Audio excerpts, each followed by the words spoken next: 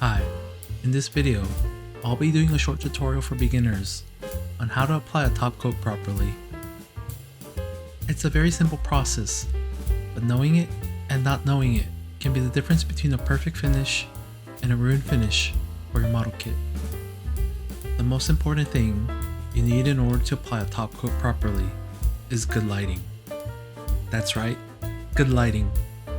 Unlike regular paint, top coat does not have color.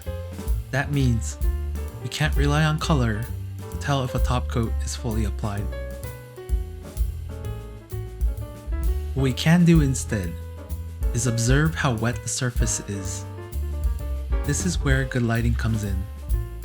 With good lighting, you can check if a surface is evenly wet by observing how smooth and glossy the surface is right after spraying. Let's start with the gloss top coat. The very first thing you want to do is mist the thin layer. Pull the trigger very slightly or spray from far to apply the top coat very thinly. As a result, your surface is going to look a bit foggy.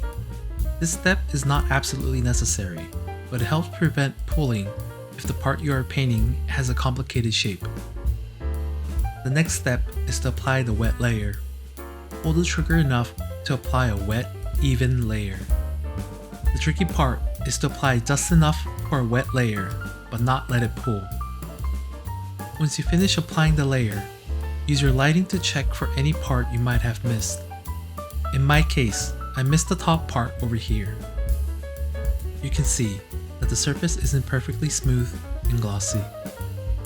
If you find any flaws like this, you can simply apply more top coat to that area. Once you finish applying the wet layer, everything should look smooth and glossy. Here's a comparison shot between the thin layer and the wet layer. The glossiness fades as the top coat starts to dry. Apply another layer of top coat. Repeat the process as many times as you need, but make sure to let the paint dry before applying a new layer. Now let's see what a bad example looks like. Here, you can see I'm violently shaking my airbrush while spraying. This is no good.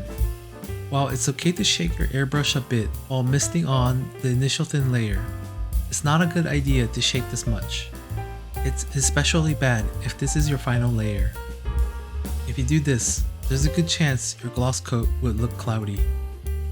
Another common pitfall is not thinning your top coat enough. In this example, I'm applying a wet layer, but you can see here that the wet surface doesn't look very smooth. It's wet and glossy, but it also looks a bit bumpy, like an orange peel. If I let it cure like this, there's a chance it might end up keeping this bumpy orange peel-like surface. This is what is commonly known as the orange peel effect. While there is a chance that it might level out evenly before it dries, it's better not to take the risk.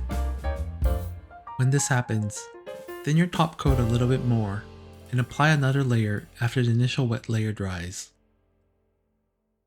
The process of applying a matte top coat is exactly the same as gloss. Mist on a thin layer, then evenly apply a wet layer.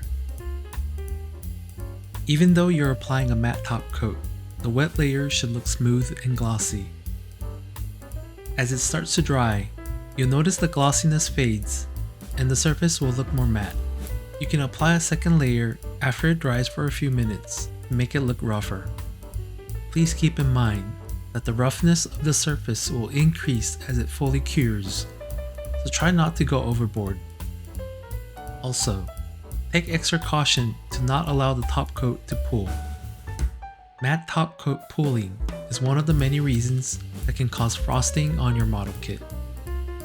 Here's a comparison of what gloss and matte top coats look like after curing for about 10 minutes. The gloss one will look like this even after it fully cures, but the matte one will look rougher by the next day. It's been a day, and here's what they look like after they are fully cured. The gloss finish has a beautiful shiny look. The surface is perfectly smooth with no orange peel effects.